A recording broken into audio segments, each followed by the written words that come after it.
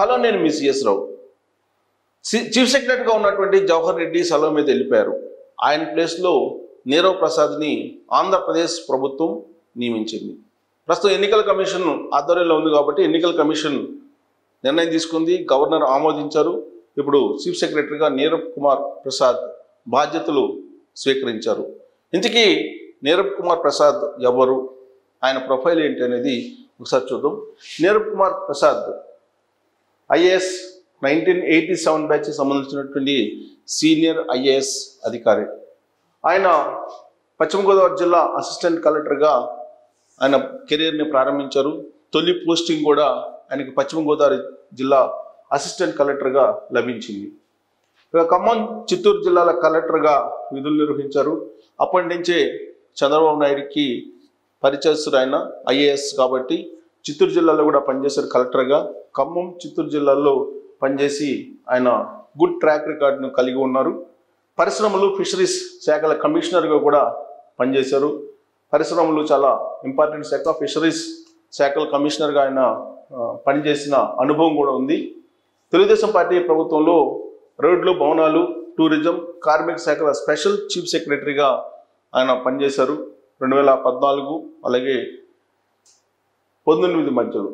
ఇక వైఎస్ఆర్ కాంగ్రెస్ పార్టీ అధికారంలోకి వచ్చాక పర్యావరణం, అడవులు, సైన్స్ అండ్ టెక్నాలజీ శాఖల స్పెషల్ చీఫ్ సెక్రటరీగా ఆయన విధులు నిర్వహించారు.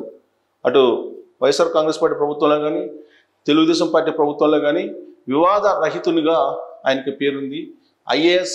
ఐఏఎస్ లాగానే ఆయన పనిచేశారు.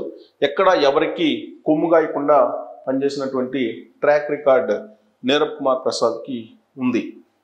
ఆ విషయాన్ని సచివాలయంలో ఉన్నటువంటి ఉద్యోగులే చెప్పుకుంటూ ఉంటారు.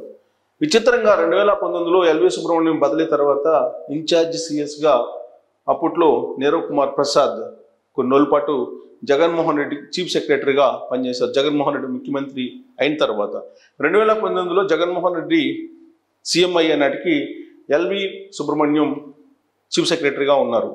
ఆ తర్వాత చట్టానికి విరుద్ధంగా, నిబంధనలకు విరుద్ధంగా జగన్మోహన్ రెడ్డి చెప్పేటువంటి పనులను చేయలేక ఎల్వి సుబ్రహ్మణ్యం తిరుగుబాటు బావుట ఎగరవేశారు. దాంతో ఎల్వి సుబ్రహ్మణ్యాన్ని బదిలీ చేశారు. ఎల్వి సుబ్రహ్మణ్యం బదిలీ అయిన తర్వాత ఇమీడియట్గా ఇన్ఛార్జ్ సిఎస్గా నీరవ్ కుమార్ ప్రసాద్ని కొన్ని రోజుల పాటు నియమించారు. సో ప్రవీణ్ ప్రకాష్కు నోటీసులు ఇవ్వడంతో ఎల్వి సుబ్రహ్మణ్యం మీద అప్పట్లో వేటు పడింది. సో ప్రవీణ్ ప్రకాష్కు అలాగే అంటే సీఎం ఆఫీస్లో సెక్రటరీగా ఉండేవాళ్ళు ప్రవీణ్ ప్రకాష్, అప్పట్లో చీఫ్ సెక్రటరీగా ఉన్నటువంటి ఎల్వి సుబ్రహ్మణ్యానికి మధ్య ఒక ప్రచన్న యుద్ధం జరిగింది ఐఏఎస్ల మధ్య. ఆ క్రమంలో ప్రవీణ్ ప్రకాష్ సీనియారిటీని కాదని, నిబంధనలు కాదని ఆయన కొన్ని నిర్ణయాలు తీసుకున్నారు అనేది ఎల్వి సుబ్రహ్మణ్యం చెప్పారు అప్పట్లో. అందుకే ఎల్వి సుబ్రహ్మణ్యం ప్రవీణ్ ప్రకాష్కి నోటీసులు ఇచ్చారు. ఆ వివాదంలోనే ఎల్వి సుబ్రహ్మణ్యం బదిలీ కావడం జరిగింది. అప్పుడు నీరవ్ కుమార్ ప్రసాద్ ఇన్ఛార్జ్ చీఫ్ సెక్రటరీగా నియామకం అయ్యారు.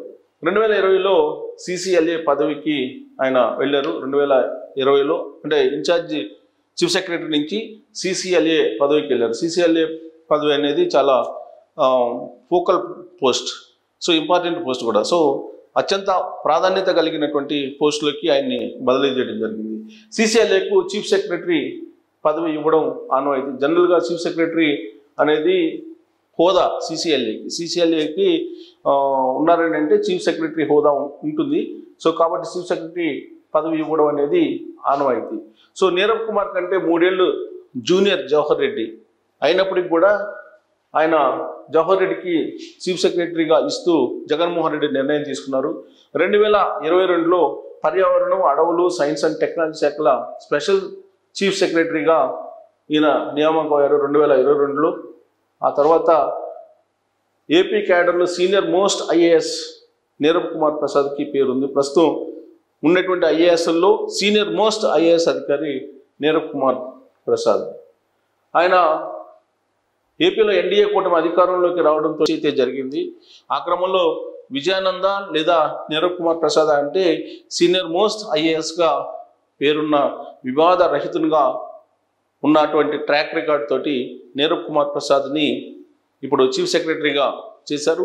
సో ఆయన మరొక 4 రోజుల్లో పదవి విరమణ కూడా చేయబోతున్నారు. అయినప్పటికీ ఆయన్నే చీఫ్ సెక్రటరీగా నియమించారు governor. So Neerabh Kumar Prasad track రికార్డే ఆయన్ని ఇప్పుడు చీఫ్ సెక్రటరీగా నియమించడానికి కారణమైంది. వాస్తవంగా చీఫ్ సెక్రటరీగా ఉన్నటువంటి జవహర్ రెడ్డి 2 రోజుల క్రితం చంద్రబాబు నాయుడిని కలిసేందుకు ప్రయత్నం చేశారు. సహచర ఐఏఎస్లతో కలిసి చంద్రబాబు నాయుడు ఇంటికి వెళ్ళి అభినందనలు తెలిపేటువంటి ప్రయత్నం చేశారు. ఆ తర్వాత ఏకాంతంగా మాట్లాడేందుకు అవకాశం ఇవ్వాలని చెప్పి జవహర్ రెడ్డి చంద్రబాబు నాయుడిని కోరారు. కానీ చంద్రబాబు నాయుడు ముభావంగా వెళ్ళిపోవడంతో ఆయన్ని అర్థం చేసుకున్నటువంటి జవహర్ రెడ్డి సెలవు మీద వెళ్ళిపోయారు. జవహర్ రెడ్డి కూడా ఈ మంత్ ఎండింగ్కి పదవి విరమణ చేయబోతూ ఉన్నారు. ఎన్నికల కమిషన్ ఆధ్వర్యంలోకి ఎన్నికల కోడ్ వచ్చిన తర్వాత కూడా జవహర్ రెడ్డి జగన్మోహన్ రెడ్డికి వైఎస్ఆర్ కాంగ్రెస్ పార్టీకి అనుకూలంగా వ్యవహరించారు అనేది ఆయన మీద ఉన్నటువంటి ప్రధానమైనటువంటి ఆరోపణ. వృద్ధులు అలాగే మహిళలకు ఇచ్చేటువంటి పెన్షన్లు ఏవైతే ఉన్నాయో ఆ పెన్షన్లను ఇంటికి వెళ్ళి ఇవ్వకుండా చేసి 33 మంది వృద్ధులు మరణించడానికి కారణమయ్యారు జవహర్ రెడ్డి అనేది తెలుగుదేశం పార్టీ స్థిర నిశ్చయంతో కూడా ఉంది. ఆ తర్వాత మేలో కూడా అలాంటి చేశారు. మే 1ని కూడా బ్యాంక్ అకౌంట్లో వేసి ఓటర్స్ను మార్చేటువంటి ప్రయత్నం చేశారు. వైఎస్ఆర్ కాంగ్రెస్ పార్టీకి అనుకూలంగా మార్చేటువంటి ఒక ప్రయత్నం జవహర్ రెడ్డి చేశారు అనేది కూడా ఆయన మీద ఉన్నటువంటి అభియోగం. అందుకే ఇప్పుడు 32 మంది వృద్ధుల్ని చనిపోవడానికి కారణమైనటువంటి జవహర్ రెడ్డిని కాదని చెప్పి ఆయన్ని సెలవు మీద పంపించేసి ఇప్పుడు నీరబ్ కుమార్ ప్రసాద్కి చీఫ్ సెక్రటరీ బాధ్యతలను అప్పచెప్పారు. సో చంద్రబాబు నాయుడు ప్రమాణ స్వీకారానికి సంబంధించిన ఏర్పాట్లు కూడా నీరబ్ కుమార్ ప్రసాదే చేయబోతూ ఉన్నారు. సో ఆయన మరొక 4 రోజుల పాటు చీఫ్ సెక్రటరీగా కొనసాగుతారు. ఆ తర్వాత మరొక చీఫ్ సెక్రటరీని ఎంపిక చేయాల్సి ఉంది. ఆ చీఫ్ సెక్రటరీ ఎవరు అనే దాని మీద రకరకాల చర్చలు జరుగుతున్నాయి.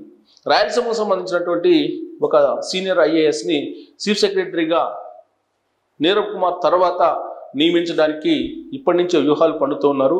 దానికి కూడా కొంతమంది బ్రోకర్లు తయారయ్యారు. ఆ బ్రోకర్లు ఇప్పుడు చంద్రబాబు నాయుడు దగ్గర చక్రం తిప్పుతున్నారు. వాళ్ళు చేసేటువంటి ప్రయత్నం కనుక ఫలిస్తే రాయలసీమకు సంబంధించినటువంటి ఒక ఐఏఎస్ ఆఫీసర్ని చీఫ్ సెక్రటరీగా నియమించేటువంటి అవకాశం ఉంది. ఒకవేళ అదే జరిగితే కనుక ఖచ్చితంగా జగన్మోహన్ రెడ్డికి వైఎస్ఆర్ కాంగ్రెస్ పార్టీకి ఆయన కోర్టుగా వ్యవహరించేటువంటి అవకాశం ఉంది అనేది ఇప్పుడు సోషల్ మీడియాలో చక్కర్లు కొడుతున్నటువంటి న్యూస్. సో నీరబ్ కుమార్ ప్రసాద్ తర్వాత ఎవరిని ఎంపిక చేస్తారు చంద్రబాబు నాయుడు అనేది ఒక ఆసక్తికరమైన అంశమైతే ఒక పెద్ద చర్చను కూడా ఇప్పుడు మారింది. నీరబ్ కుమార్ ప్రసాద్ని చీఫ్ సెక్రటరీగా నియమించిన తర్వాత ఎలాంటి అంశాలు కానీ ఎలాంటి వివాదాలు కానీ లేవు. కానీ నీరబ్ కుమార్ వారసునిగా మరో 4 రోజుల తర్వాత ఎవరు వస్తారనే దాని మీద ఇప్పుడు చర్చ జరుగుతుంది. సో రాయలసీమకు సంబంధించినటువంటి ఒక సీనియర్ ఐఏఎస్ని చీఫ్ సెక్రటరీగా నియమించాలని చెప్పి ఒక బ్రోకరిజం చేసేటువంటి ఒక ఎంపీ ప్రయత్నం చేస్తున్నారు. ఆయన వలలో కనుక పడితే ఖచ్చితంగా జగన్మోహన్ రెడ్డి కోవర్టుగా ఐఏఎస్ మారేటువంటి అవకాశం ఉందనేది తెలుగుదేశం పార్టీ వర్గాల్లో ఇప్పుడు ఒక ఆందోళనగా ఉంది. సో మరో 4 రోజుల తర్వాత ఏం జరుగుతుందో చూద్దాం. బట్ ఇప్పటికైతే నీరబ్ కుమార్ ప్రసాద్ ఎంపిక పట్ల అందరూ కూడా హర్షం వ్యక్తం చేస్తూ ఉన్నారు. వివాద రహితునిగా ఆయనకి పేరుంది. ఆయన ఆధ్వర్యంలోనే చంద్రబాబు నాయుడు ప్రమాణ స్వీకారం చేయబోతూ ఉన్నారు. సో ఆయన తర్వాత వారసునిగా ఎవరు వచ్చేటువంటి అవకాశం ఉంది అనే ప్రశ్న వేసుకుంటే కనుక ఒకవేళ నీరబ్ కుమార్ ప్రసాద్ని సర్వీస్ను కూడా ఎక్స్టెండ్ కూడా చేయొచ్చు. గతంలో నీలం సాహ్ని ఆమె పదవి ఉన్న టైం అయిపోయిన తర్వాత కూడా ఎక్స్టెన్షన్ చేశారు జగన్మోహన్ రెడ్డి. అయితే ఇప్పుడు నీరబ్ కుమార్ ప్రసాద్ని ఎక్స్టెన్షన్ చేస్తారా, లేదంటే కొంతమంది బ్రోకర్లు లాబింగ్ చేస్తున్నారు కాబట్టి ఆ లాబింగ్కి కొంచెం మొగ్గు చూపితే కనుక మరొక చీఫ్ సెక్రటరీ వచ్చేటువంటి అవకాశం ఉంది. కడప జిల్లాకు సంబంధించినటువంటి అతను కాకుండా ఎవరు వచ్చినా పర్లేదు అనేటువంటి అభిప్రాయంతో ఇప్పుడు తెలుగుదేశం పార్టీ ఉన్నటువంటి కొంతమంది ఉన్నారు. సో ఇప్పుడు ఇంతకీ ఆయన ఎవరు, ఆయన కోసం ఎవరు లైజనింగ్ చేస్తూ ఉన్నారు, అదే జరిగితే నిజంగానే జగన్మోహన్ రెడ్డి కోర్టుగా ఐఏఎస్ వ్యవహరించే అవకాశం ఉందా అనే దాని మీద మీరు కామెంట్ రూపంలో మీ అభిప్రాయాన్ని తెలియజేయచ్చు. Thank you very much.